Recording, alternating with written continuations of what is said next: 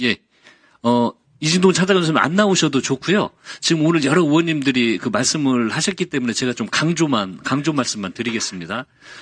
저는 개인적으로 대단히 제일 심각한 게 이 만약에 노상원 이 민간인한테 김영현 장관이 경호실 비화폰을 민간인에게 줬다면 지금 이건 엄청난 일입니다. 이 사건과 관련돼서 지금 뭐 많은 의원님들이 문제 동일하게 그 제기를 했기 때문에 정말 엄정하고 정확한 수사를 해야 된다고 생각을 하고 전 국민이 모두 지켜보고 있다고 생각을 하시고 엄정하게 수사해 주시기 바랍니다. 안 계시는가요? 예, 알겠습니다. 네, 됐습니다. 다음에 공수처장님, 제가 좀 오늘 법조인이 아닌 일반인으로서 좀 궁금한 게 있어서 말씀을 드려볼게요. 그러니까 우리법연구에 가입한 사실이 없는데 거기 가입했다고 주장을 엄청 하고 있는 거죠. 저는 가입한 사실이 없습니다. 예. 한 번 더요. 네. 근데 가입했다고 그러는데. 네. 두 번째 또 서부지법에 진보성향 판사님들이 있습니까? 거기에 있습니까? 서부지방법원에 진보성향 판사님들이 거기에 있습니까? 뭐 그런 부분에 대해서는 제가 알지 못합니다. 예. 그러니까 또 특정 지방법원에 서부지방법원에 진보 성향의 판사들이 거기가 많이 있어서 우리법연구에 뭐 이렇게 있어서 그쪽으로 쇼핑해서 한다 그 이야기가 우리 처장님 우리법연구에 소속 아닌데 기다고 주장하는 거하고 똑같은 것 같아요. 그리고 저는 상식적으로 아니 우리 법원에 이걸 진보와 보수로 이분법적으로 판사님들을 나눈다는 게 법적인 상식적으로 좀 납득이 안 가요.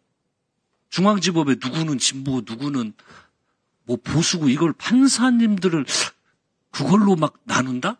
그리고 그걸로 판결한다? 수많은 그 판결들이 있었지만 적어도 사법부가 그 기준에 따라서 판단은 결코 하지 않을 거라고 저는 확실히 믿고 있습니다. 그래서 이것 자체도 특정 법원에 뭐 진보 성향 판사가 많다는 거 이것도 그 납득이 좀 안 가고 그리고 여기 보면 그래서 그 영장 쇼핑했다는 주장 있잖아요. 서부지법 이걸. 그건 어떻게 생각하십니까? 저희들 아까 반복적으로 설명했듯이 정확한 그다음 제일 관련성이 많은 그 관할 법원을 찾아가는 과정입니다. 사실 이제 대통령실이 종로구에서 이태원으로 옮겨가면서 생기는 문제하고도 관련되는데요. 대통령실이 지금 종로구에 있을 때는 중앙법원 관할입니다. 그런데 이태원으로 그다음에 관저가 또 글로 옮겨가고 나서는 지금 대통령실을 관할하는 곳이 서부법원이 되어버렸습니다.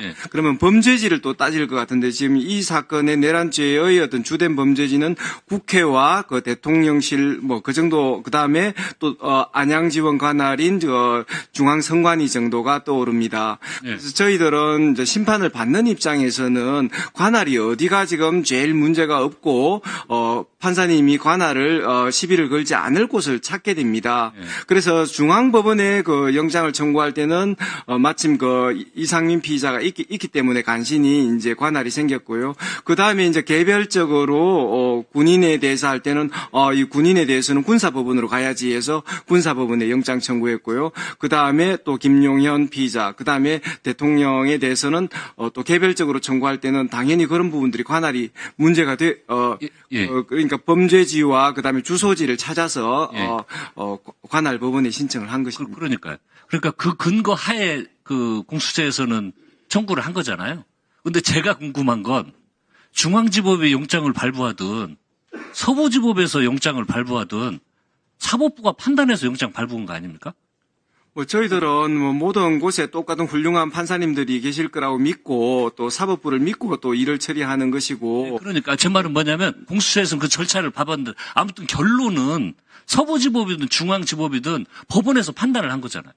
그리고 이번에 그 체포영장을 문제 삼는데 그 3번 불출석한 피의자에 대해서 체포영장이 혹시 다른 결론이 나온다. 어떤 법조인한테 물어봐도 그것은 토달 사람이 없을 거라고 봅니다. 저희들은 그런 어떤 결론보다도 어쨌든 관할 법원에 있어서 어떤 법원이 더 관련성이 있는가 그런 부분들을 중심으로 일을 처리했습니다. 네, 그러니까. 그런데 저의 궁금증은 그 발부한 영장은 이렇게 어디에서 발부한 영장은 적합하고 어디에서 발부한 영장은 적합하지 않다는 이런 생각하는 게 좀 이해가 제 입장에서는 법조인이 아닌 그 의원의 입장에서 좀 의구심이 간다는 거예요.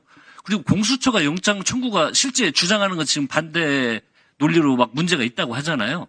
근데 진짜 공수처가 문제가 있으면 법원에서 기각되는 거 아닌 건가요?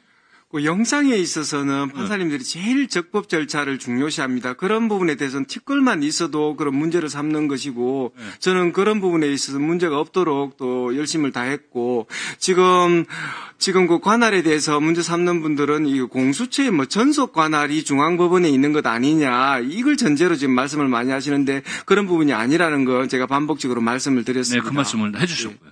네, 그래서 저는 그게 납득이 안 간다는 겁니다. 여러 논란이 있지만 결국은 최종적으로는 법원에서 다 판단을 하고 이상이 없다고 결론을 낸 사항이잖아요. 그러면 끝내야지 자꾸 법원 결과를 인정하지 않으니까 폭력이 발생하고 그러는 거 아닙니까? 그리고 법원마저도 이제 보수 진보로 나누고 이런 상황이 오고 이게 매사 모든 데가 이렇게 네 편 아니고 자기들 이해와 안 맞으면 타겟해서 막 공격하고 이런 현상이 법원까지 번지는 문제에 대해서 저는 제 입장에서는 문제 제기를 하는 겁니다. 그래서 이런 갈등이 많고 이해관계가 다르면 법원에서 판단하면 그거 그냥 따르면 되잖아요. 그 결론으로. 그리고 다음으로 넘어가야지 이제 법원에서 최종 판단한 것을 가지고 문제를 삼기 시작하면 사회 이 갈등 구조를 해결할 대책이 없습니다. 마지막 보루가 사라지는 거거든요. 그리고 결국은 아무튼 법원에서 판단한 거 아닙니까? 결론은 어떻든지 간에. 모든 그 분쟁의 최종적인 해결자는 법원이라는 신뢰를 갖고 있습니다. 그런 부분에 있어서 인정을 하지 않고 또 체포영장의 어떤 정당하게 발부된 체포영장을 어떤 문제 삼는 것 자체가 법치주의를 훼손하는 그런 처사라고 생각합니다. 네. 자, 오전 마지막 질의 한기원 하십시오. 검찰차장님.